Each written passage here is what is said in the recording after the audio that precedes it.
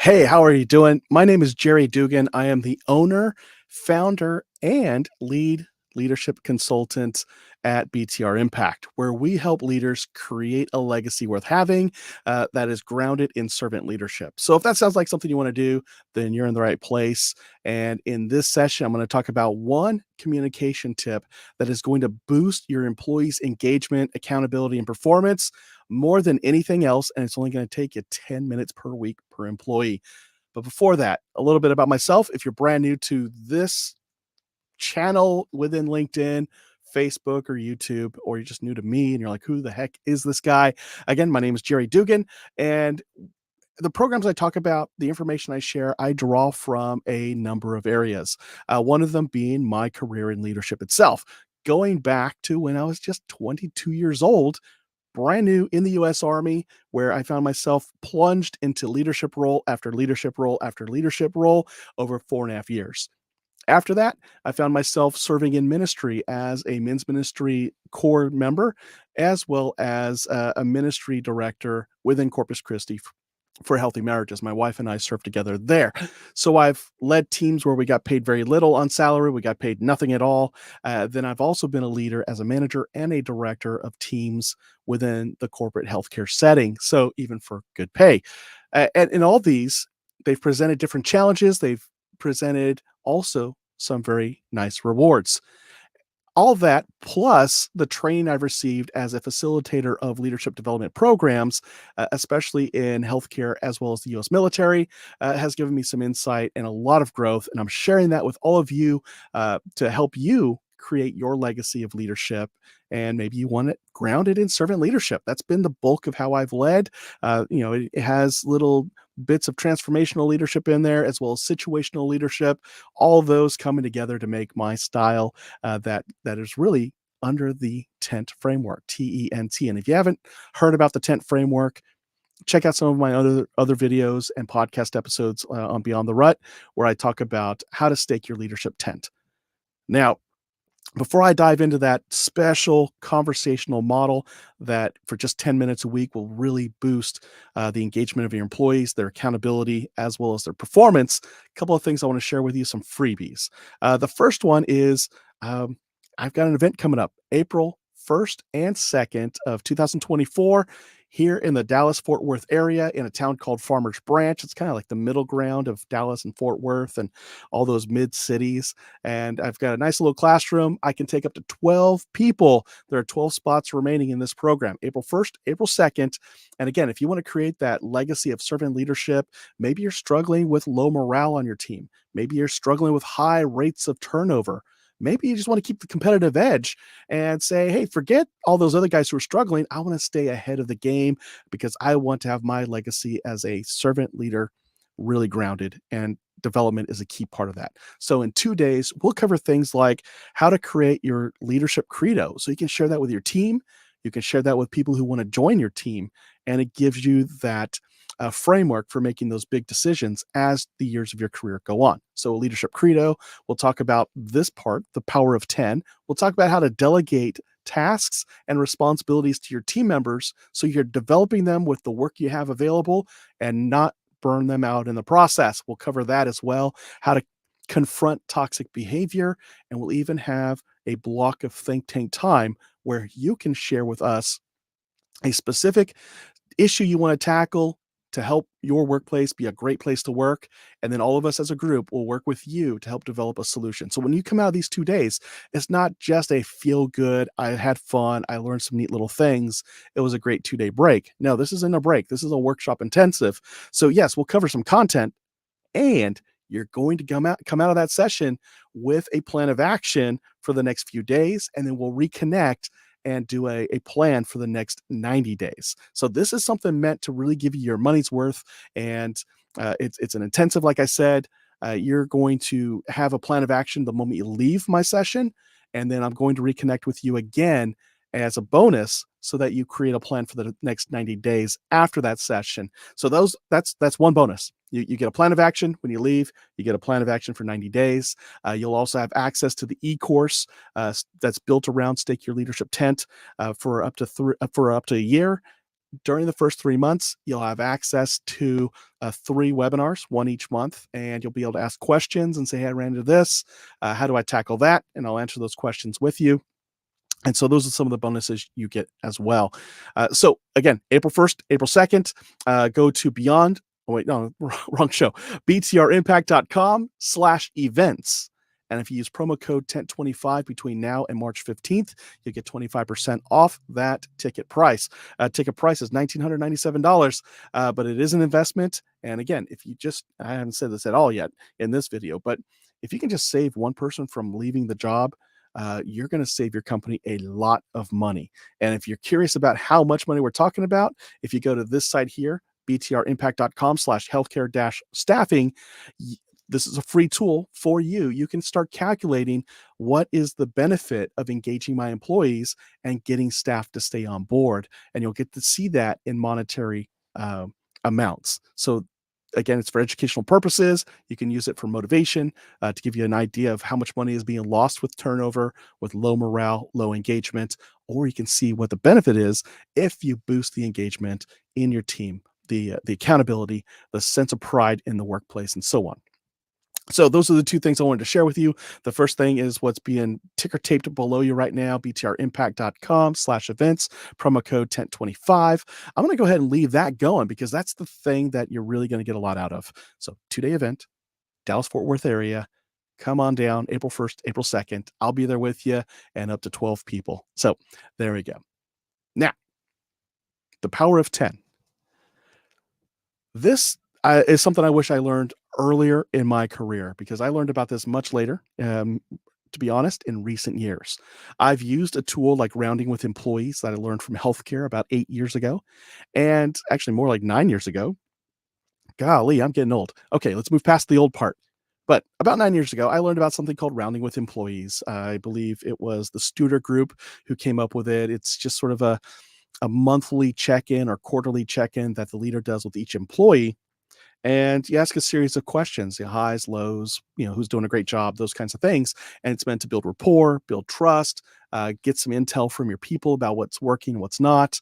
And it's highly touted as a way to build engagement and build performance. Now, there's a recent article that came out through AONE, that's a Nursing Executives Association, that doing that by itself is not enough to engage your staff. In fact, it doesn't do a whole lot unless you do a whole lot more. So when you look at the top 5 reasons why people leave an organization, it's a lack of clarity of expectations. What does success look like? It's a lack of connection with their coworkers, with the organization's mission, vision, core values. It's a lack of feeling opportunities are available to grow in their career, to gain new skills. The fourth thing is lack of opportunity to apply new skills in the workplace. So I've gone out and I've learned these things either on my own or through the job, and I don't get to use them. And the fifth thing is just not feeling cared for. Well, there's a guy named Marcus Buckingham. He wrote a book, The 9 Lies About Work, as well as he's one of the big proponents for strength-based leadership, strength-based development, that if you focus on your strengths, like the soccer player Messi from Argentina, that's Messi, for those who thought I was talking about Messi as an Messy, like sloppy. So Messi, professional soccer player, kicks predominantly with his right foot, about 95% of the time, give or take a few percentage points. Yet he's unstoppable on the soccer pitch or football pitch, however you say it in the world. So that is an example of strength-based work. You're leaning on your strengths. You do shore up your weaknesses either by working with other people who are great at that, or you put systems in place to mitigate those weaker areas. So that's Marcus Buckingham. Now, Marcus also shared that there was one communication technique that his research had found, his work had found, especially when he worked with Gallup, was that if you did this as a leader once a week with each employee for 10 minutes, it boosted employee engagement and performance more than anything else. And if you do work with Gallup, they have surveys that they run on a regular basis to help give you insights and data-driven insights on what your organization as a whole is feeling about the workplace. And they have a Q12 bank of questions and so on. This one thing, though, just 10 minutes a week or less will boost that higher than anything else. And what I'd like to do now is just share with you from a handout that I created of what that looks like. So this is my handout for the power of 10. Now, if you can boost employee engagement, you're going to see at least 50% increase by doing this alone. So, looking at these first three bullet points here, low engagement can actually lead to high voluntary turnover, and it costs about 3 times somebody's annual salary to replace that position, to refill that position. Now, if your company's in the top quartile for employee engagement, you will see 41% less absenteeism. And that calculator I shared with you earlier, that free calculator, will show you what that looks like in total dollars. You could also see up to 21% more profitability. And again, that calculator will show you what that number could look like based on your company's profit margin and regular annual revenue.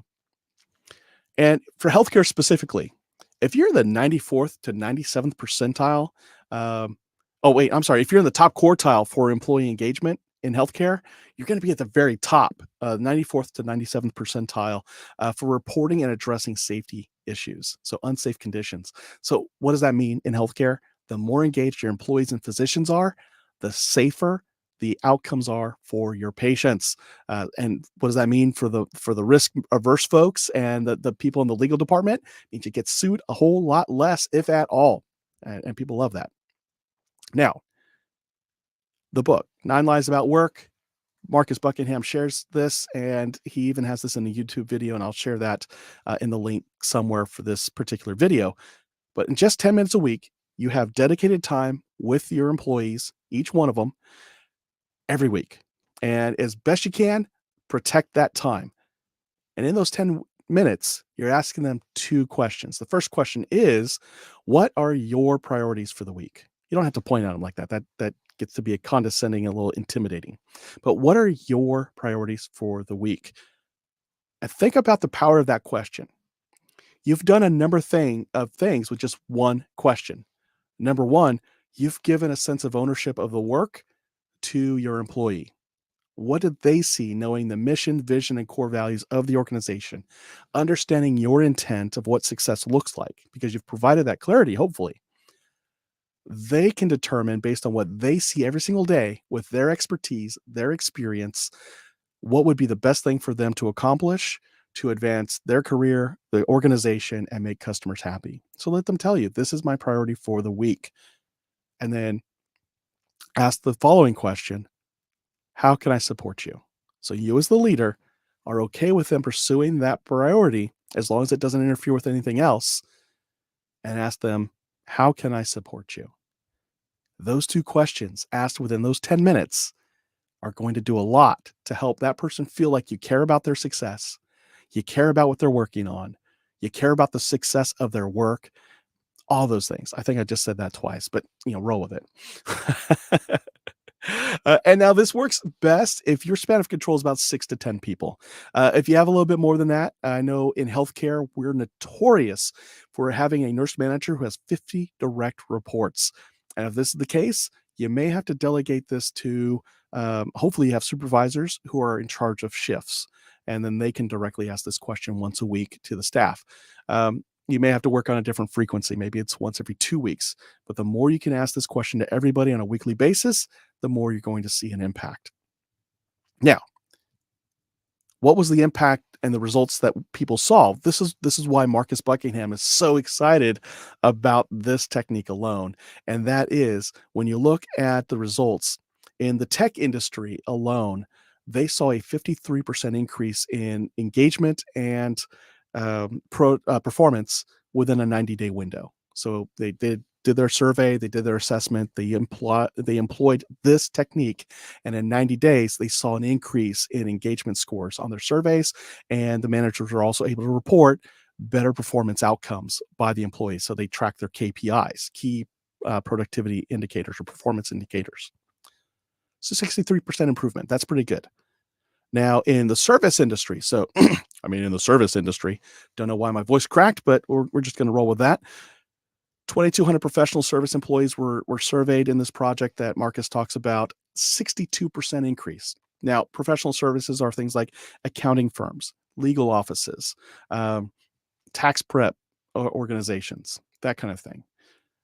Now, healthcare. Again, my passion is for healthcare. A big part of my professional life has been in healthcare, whether it was the 4.5 years I spent in the US Army, or the more than a decade and a half I've spent in, well, two different healthcare organizations. They employed the same technique. And you would think there's not a whole lot of leeway if you work in healthcare because everything has to be driven by a standard operating procedure. There are a lot of things that could go wrong if you just allow autonomy. However, there are things that happen in the nursing department, any clinical department, as well as non-clinical department that are project based that people can work on. So, employing this in 90 days, healthcare professionals and organizations saw an 83% increase in engagement and performance after doing this one thing. So, is it worth doing? I'd say so. Now, some things I recommend for you is the following: really be intentional about this.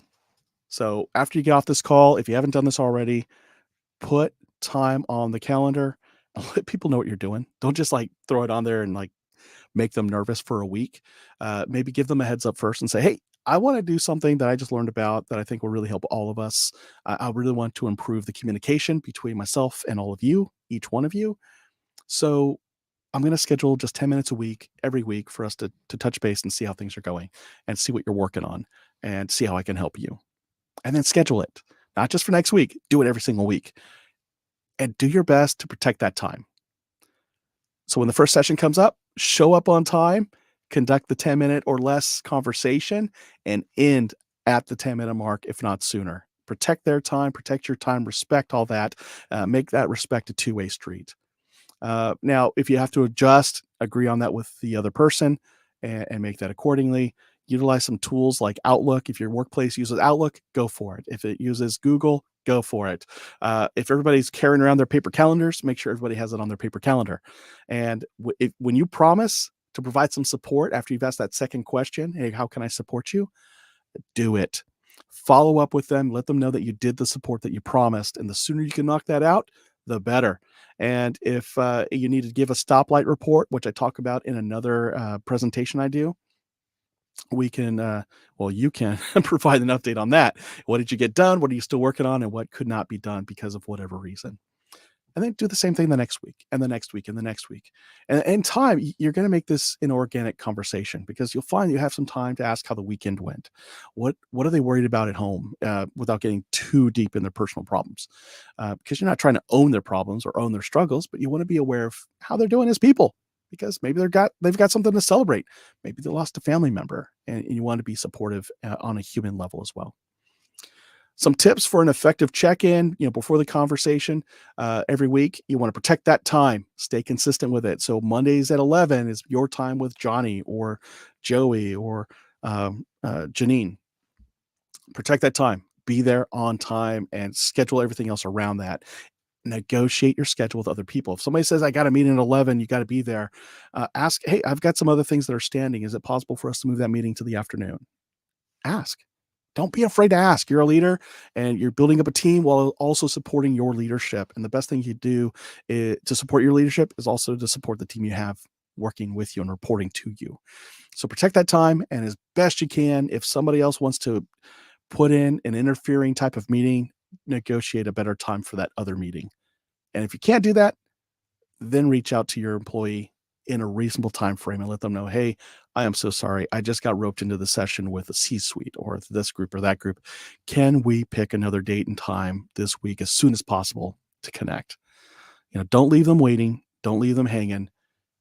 Text them, email them, call them as soon as you realize you're not going to make that time. Protect that time because you're going to show you care about their time and you respect their time. So keep that relationship going strong. Now, I've said this already during the conversation, respect their time. So start and end on time. You can even end earlier. That's okay. Give some time back. Um, State the reason why you're doing this, just so that we don't just spend 10 minutes shooting the breeze and then at the last minute, oh, hey, by the way, what are you working on this week that's a priority? So let them know, hey, these 10 minutes or so you can share with me what your biggest need is and how I can support you. Before we get there, though, how are things going? You spend a few minutes or spend a few minutes and then at about 2 to 3 minutes, say, hey, I do want to spend some of this time here that we have left to ask you two things. And after a while, it's going to become routine and they might just pop in with their two things and pop out. And that's okay because this is you demonstrating to them that you care about them so much that you want to hear from them what they're working on and how you can help them succeed. So you're conveying trust by sharing ownership of the work. That's empowerment. You're sharing your power with them to go take action, make decisions, and take action that benefit themselves, the company, the customer, all that good stuff. One trap you got to be aware of is that it's tempting to hear what their priority is and then hijack their priority by sharing what your priority is. That's going to ask them to basically put off what they have on their plate and they're going to disengage. The reality is they're going to just stop coming in and they're just going to ask you. They're going to stop coming in with their priority and they're just going to ask you, well, what do you want? I mean, you come in and you ask me what my priority is and you just hijack it with what your priority is. So I'm just going to stop wasting our time and ask you, what is it you want me to do? And that starts the process of disengaging your employees and you're not empowering them at that point. Um, so resist the temptation to say, oh, that sounds great, but I also need you to work on this. Or, hey, that sounds great, but can you get this done first? Because it's going to hijack that. Or can you do this instead of that? So you want them to have a sense of ownership. You want to know what their priorities are, and maybe have a discussion around how to get what you need done, but also you want them to be able to take care of that thing.